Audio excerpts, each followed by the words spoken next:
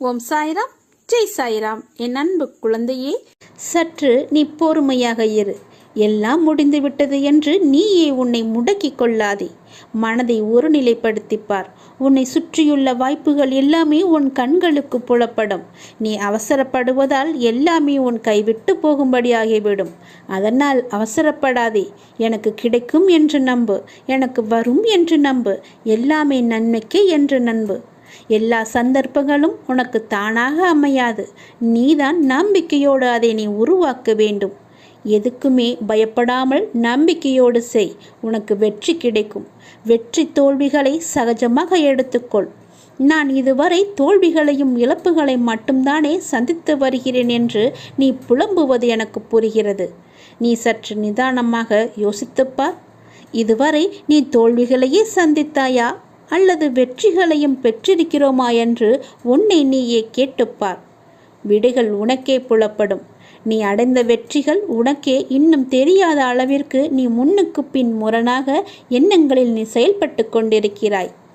நிதானமும் நம்பிக்கையும் மிக மிக அவசியம். அப்போதுதான் உன்னை சுற்றியுள்ள வாய்ப்புகளை கண்டுபிடிக்க முடியும். முன்னால் தோல்விகளை கண்டு துவண்டு போகாதே. இழந்ததையும் அதைவிட மேன்மையான நன்மைகள் இருக்கிறது என்பதை நம்பு.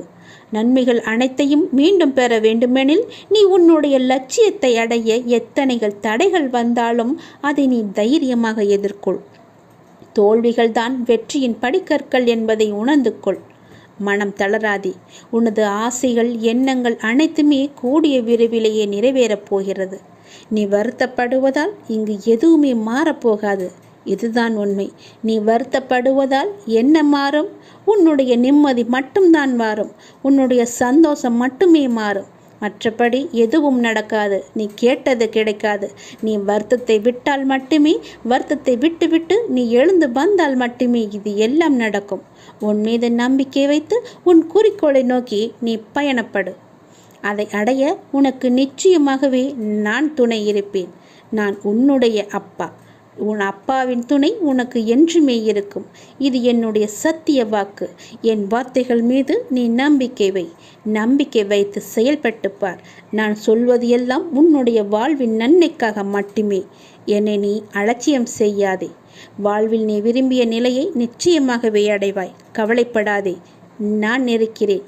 உன்னோடு எப்போதும் எங்கெங்கும் என்றுமே இருப்பேன். உனக்கு நல்லது மட்டும்தான் நடக்கும். நல்லது நடக்கும்படி நான் நிச்சயம் செய்வேன். என் பரிபூர்ண அருள் முழுவதையுமே நான் உனக்கு தருகிறேன்.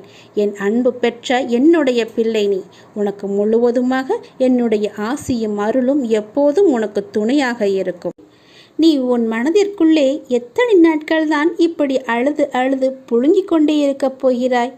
எத்தனை கஷ்டங்களை உன் மனதிற்குள் சுமந்து கொண்டு இருக்கப் போகிறாய்? உன்னுடைய குமுறல் யாருக்கும் கேட்கவே கேட்காது. நீ என்ன செய்ய வேண்டும் என்று ஒரு முறையாவது என்னை பற்றி நீ யோசித்து பார்த்தாயா? என்னுடைய ஞாபகம் உனக்கு வரவே இல்லையா? உனக்காகத்தானே உன்னுடைய அப்பா நான் இருக்கிறேன். ஏன் நீ என்னை மறந்தாய்? உன் அப்பாவை நீ மறக்கலாமா? மனதிற்குள் எத்தனை நாள் என் கஷ்டங்களை புழுங்கி நான் அழுவது என்ற உன் குமுறல் என் செவிகளுக்கு எப்படி எட்டாமல் இருக்கும்? உனது வழிகள் எல்லாமே பறந்து போகும். நீ கவலைப்படாதே. அவைகள் உன்னை முள் போல குத்தும் அளவிற்கு இருக்கலாம். ஆனால் அவற்றை அகற்ற நான் உன்னிடத்தில் இருக்கிறேன் என்பதை நீ மறக்கவே கூடாது. என்னை நீ மறக்கவே கூடாது. கஷ்டம் என சொல்லி கொண்டு இருப்பதால் நீ எதிர்கொள்ளும் கஷ்டம் மேலும் மேலும் கடினமாகத்தான் இருக்கும். படிகளில் மேலே அடி எடுத்து வைக்கும்போது உன் கால்களின் வேகத்தை நீ கவனி.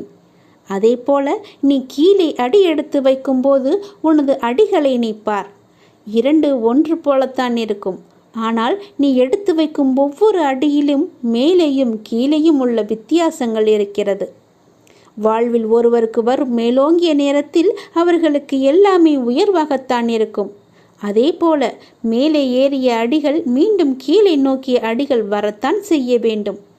வாழ்வில் உயர்வு தாழ்வு என்பது யதார்த்தம்தான் எல்லோருக்குமே. ஆனால் அதை நீ புரிந்து நீ எடுத்து வைக்கும் ஒவ்வொரு அடிகளில் உன் பலத்தை சோதிக்கும் அளவிற்கு நிறைய கடினமான விஷயங்கள் வந்தாலும் அதை நீ தாண்டி வந்தாக வேண்டும். தாண்டி நீ அடிகளை எடுத்து வைத்தாக வேண்டும். வாழ்கின்ற வாழ்க்கை ஒரு வட்டத்தின் வடிவுதான். அதனுள் நமக்கு நாம் இட்டுக்கொள்ளும் அளவுகோல் என்பது நம்மை எச்சரிக்கும் அபாய மணி என்பதை நீ மறந்து விடாதே. அந்த மணியின் சத்தம் உனக்கு கேட்டால் உடனடியாகவே அதை நீ நிறுத்திவிடு. போகும் அடிகள் சரிதானா? சரிதான் என்பதை தெரிந்து கொண்டு அதன் வழியே போ. போகும் அடிகள் சரிதான், அவைகள் உனக்கு சரியாகத்தான் தெரியும் என்றால் மட்டுமே அங்கு செல். போகும் திசை சரிதானா என்று உன் மனதில் உனக்கு எழும் எச்சரிக்கை மணியாய் உன்னுடைய அப்பாவின் குரல் என்றுமே இருக்கும். அந்த வட்டத்திற்குள் மாயை என்ற நிழல் பின்தொடர்ந்தால் உன்னுள் நீ போடும் வட்டத்திற்கு உள்ளேயே மாயையின் ஆதிக்கம் ஆரம்பிக்கும். அது என்னிடமிருந்து உன்னை தூரப்படுத்தி ஆசைகளை அருகில் கொண்டு வர வைக்கும். அவற்றை தடுக்க உன்னை அந்த வட்டத்திற்குள் இருந்து இழுத்து கொண்டு மேலோங்கி வா. என் கையை தருகிறேன்.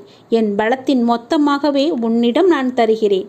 அது கொண்டு என் கையை பிடித்து நீ மேலே ஏறி வா.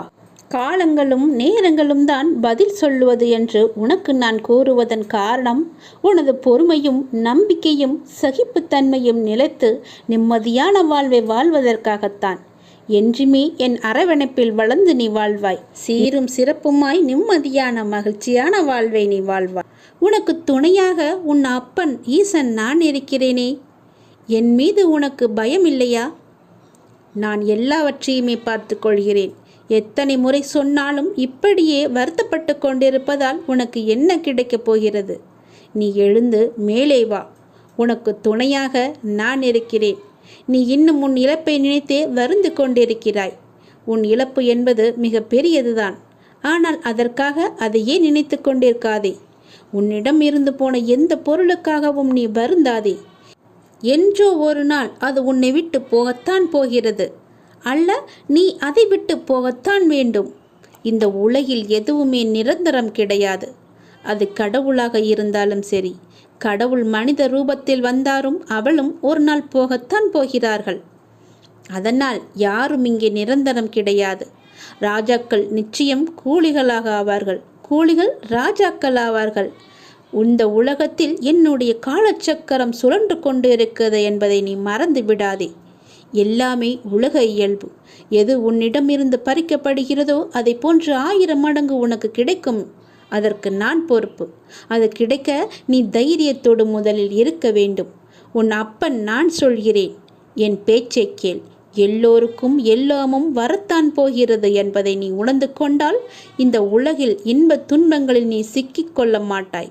மாறாக எல்லாவற்றையுமே நடுநிலையோடு நின்று கவனித்து வருவாய். எல்லாம் புரிகிறது, ஆனால் இன்னமும் எனக்கு கஷ்டம் தொடர்கிறது என்று மீண்டும் மீண்டும் என்னிடம் கேட்காதே. நான் என்ன செய்வது என்ற கேள்வி உன் மனதில் எழுகிறது அல்லவா? அதை இன்றோடு அடியோடு அழைத்து விடு. ஒருவேளை நீ தொடர்ந்து துன்பத்தையே அனுபவிக்க நேர்ந்தாலும் இதுவும் அப்பனின் அனுகிரகம் என்று நினைத்துக்கொள். அந்த சிவனன்றி எதுவுமே அசையாது என்பதை நீ புரிந்து கொள். இந்த துன்பம் உனது கடந்த கால தவறுக்கு நீ கொடுத்துள்ள விலை என்பதை நீ உணர்ந்து கொள். எப்போது சிவன் சிவா சிவ சிவா என்று நீ வந்தாயோ அப்போதே உன்னுடைய துன்பங்கள் எல்லாவற்றையுமே நான் குறைக்க ஆரம்பித்து விட்டேன். நீ பயப்படாதே. நான் எப்போதுமே உன்னுடன் தான் இருக்கிறேன். உனக்கு துணையாக இருந்து கொண்டே இருப்பேன். என் துணை உனக்கு எப்போதுமே இருக்கும். நீ கஷ்டத்தில் இருக்கும்போது நான் உன் கூடவே நான் வந்து கொண்டே இருப்பேன். நீ கூப்பிடாமலேயே உனக்கு முன்னே நான் வருவேன். தைரியமாக இரு. உன்னை ஒருபோதும் நான் கைவிட்டு விடவே மாட்டேன். என் வார்த்தைகளை நம்பு. இது அப்பன் சிவனின் வாக்கு என்பதை நீ மறந்து விடாதே. வாக்கு கொடுத்தால் நடந்தே தீரும்.